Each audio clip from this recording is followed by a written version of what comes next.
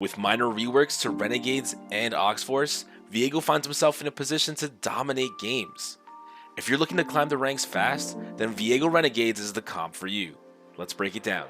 To start the game, you want to play Lucian carry with Vi or any other brawler as your main frontline. The goal is to have Renegades 3, Brawler 2, and Admin 2 by level 5. If you have a ton of carry items, prioritize getting Brawler 2 with Blitzcrank to boost the front. But if you get a lot of tank items, then priority should be on Renegades 3 to boost damage. Lucian's going to hold your carry items. After he's 2-starred, hold one extra copy on the bench as you'll need to transfer the items later in the game. If you're having trouble finding these units, you can also play for Infiniteam 3 in the opening. Just make sure to swap to Renegades as soon as you can. Now ideally, Blitzcrank or Silas will hold tank items. Vi will be on the board all game, and remaking a 2-star unit can be difficult. If you opt into Infiniteam 3, then Pantheon is a solid early tank as the item holder. Moving into the mid game, you want to swap out Blitzcrank for LeBlanc. This should give your composition a little more balance. Next, you're looking to add an Alistar for Aegis, and your 7th spot is open for any strong unit you find, until you get to your late game Renegade and Aegis units. Morgana and Rammus are great choices depending on if you need more damage or durability. They should be easy to find at level 7 and don't require any synergies with traits. Now if you find a lucky Echo, Jhin, or Viego, then by all means swap them in. This period is transitional and you're looking to swap in as many of your late game units as you can before your all-in roll down. Now in the late game, you need to get up to Renegade 5, Aegis 4. You want to roll down at level 8 for Viego 2, Echo 2, Jhin 2, and maybe one Leona. At this point, you can swap out Admin 2 for Heart 2 with Syndra, which works great with the Renegade trait. This comp is excellent into heavy AP lobbies, but if your enemies are mostly attack damage comps, then you should look to swap out Vi and Echo for either 2 more Oxforce units or 2 Defender units. Either way, the armor bonus will be the same, but with Oxforce, you get bonus magic resistance as well. The last option to consider is if you'd like to play Fiddlesticks or Urgot 2-star over any Aegis or Defender units. For damage dealers, Jhin will be your second carry if you get AD items. If not, then Syndra or Fiddlesticks are great second carries with AP items. Viego works best when he can clean up low health units, so having a second carry really helps him get his spell resets. For damage items, you want to go from Lucian to Viego, and you want to build Jeweled Gauntlet and Gunblade first. Viego's third item is Ionic Spark, which doesn't work well on Lucian, so ideally, you'd like to get Viego before building it, or you can slam it on a replaceable tank like Blitzcrank and then move it to Viego later, so just keep that in mind. Hand of Justice is also a good substitute for Gunblade, since you get additional crit damage and bonus AP. For tank items, Sunfire Cape and Warmogs are excellent. Dragon's Claw or Bramblevest, depending on enemy comps, also works well. Redemption is great as a 3rd slot item here because you have a lot of melee units. In the early game, it's also great to build Ionic Spark on a disposable tank. For extra items, if you can't make Spark, then Static Shiv on Lucian or Syndra is great to shred resistance. Redemption and Protector's Vow provide great aura bonuses, and any additional carry items on your backup carry can be useful to share the damage load. Jhin likes any power items like Infinity Edge or Deathblade, and Syndra can use AP items like Deathcap or Shojin. And don't forget, you can hold powerful units on the bench so that Syndra will throw them into the fight. Moving into Augments, Aegis Crown is super useful into AP lobbies. Going for Aegis 5 is highly recommended. Renegade Crown is always a great option. If you get this, you should definitely go into Renegade 7. Battle Mage is a great combat stat to add a bunch of stats to your frontline. The armor is excellent and the AP is very useful. Getting this in the early game can lead to some serious hot streaks. Jeweled Lotus is a solid take because Renegades scale really well with crit, so multiple Renegades with the ability as crit is very strong. Thrill of the Hunt is excellent with Viego because of his resets on kill. This leads him to chaining multiple burst heals, which can keep him very healthy. Celestial Blessing is a weak option to take here because Viego is burst heavy and lacks DPS. He will not get consistent healing from this. Now for hero augments, Viego's Heartstopper is S tier. You always want to take it if you can. It helps Viego get kills on missing health opponents and works as an execute. Partners in Crime is a bit weaker. It provides decent healing if you're struggling with healing and can help you find a Viego 2-star. Next S tier is Jin's Rule of 4. It's a super strong econ augment and you should always take it unless you see Heartstopper. Now we have Echo's Chrono Break. Normally a 10-second delay would not be very good, but because Viego needs to fight low health opponents to get resets, that extra delay allows him to clean up several kills when the stun goes active. Our first A tier unit is Alistar Stubborn. This is really strong if you don't have Ionic Spark, as it shreds 50% magic resistance against all enemies. A solid 2 cost to take, Camille's Hextech Retribution provides really good damage. And for our last couple of options, first we have Vi's Boxing Lesson. reasons. It can be pretty good if found early for an early 2-star vibe, and it also provides a solid health boost in the early game. Finally, our last choice is Lucian's Enchanted Ammunition. It does the same thing as Camille's Hextech Retribution, so it's not as good there, but it can be useful in the late game when Viego is chaining kills with multiple spells. Now, positioning is fairly simple in this comp, since Viego always targets the largest clump. Defensively, you want to keep Viego and Echo next to each other. This keeps the aggro off Viego when Echo taunts. It's also helpful if Jhin can be on the same side for the same reasons. Sometimes, however, that won't be possible, because offensively, you want Jhin to be on the opposite side of the enemy backline. Since his 4th bullet goes through units, it will cross the board and hit the whole enemy team. Now, Lucian should be kept on the opposite side of Jhin to make it harder for any anti-clump spells to hit them. Next, you want Leona to always be in front of the main enemy tank. This is because her spell burns down units, so if you can trade her for the strongest enemy tank, then you will likely win the fight. Now for Syndra, she fills the board with units from your bench, so you want to make sure you're holding the strongest units you can when you can afford it. Any 2-star legendaries would be great, but units like Rammus, Shen, Garen, and Aatrox are all great as tanks because they buy you more time for your carries to kill the enemy. If this guide helped you, then don't forget to like and leave a comment. It helps others find the video too. Until next time, I'm Swagadelic.